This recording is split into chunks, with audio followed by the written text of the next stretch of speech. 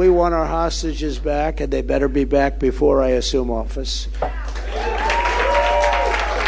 We're going to take care of Israel, and they know that. Bibi called me yesterday, called me the day before. We have a very good relationship, and I have to say fortunately they didn't listen to Biden, because if they listened to Biden, they'd right now be waiting for a bomb to drop on them, and they did their own work. They did not listen. They couldn't listen because what he was asking. In fact, just the other day, they said to him, are you okay with what they're doing? Well, I don't want them to attack the nuclear, and I don't want them to attack the oil.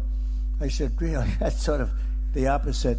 It's a good question, and it's so interesting, but evangelicals and so many people support Israel, so much more. It's not just Jewish people. It's so many Christians are so supportive of Israel. And, they say, and I would agree with this 100%, nobody's done what I've done for Israel. We, as you know, Jerusalem is the capital of Israel. We even built the embassy. By moving the embassy, that became somewhat automatic.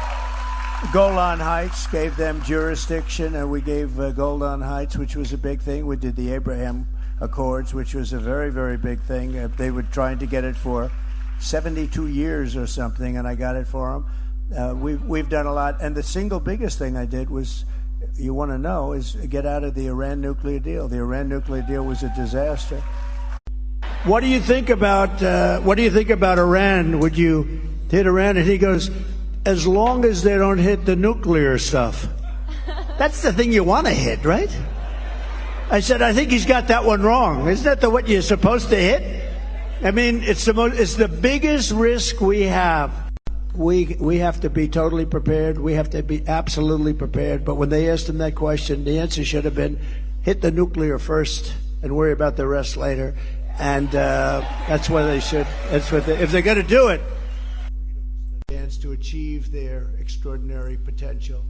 Palestinians have been trapped in a cycle of terrorism, poverty, and violence, exploited by those seeking to use them as pawns to advance terrorism and extremism. Happened. Iran was broke under Donald Trump.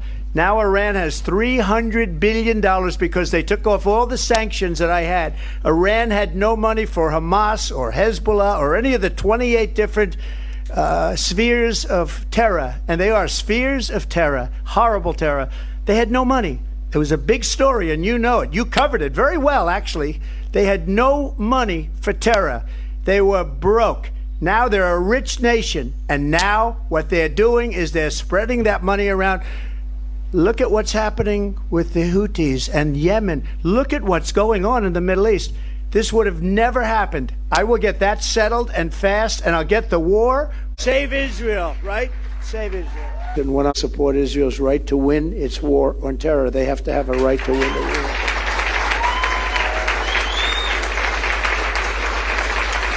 Thank you. And I will give Israel the support that it needs to win, but I do want them to win fast. Wouldn't it be nice if they could win fast? And we have to let them win fast. To our enemies around the world, we want our hostages back, and they better be back before I assume office.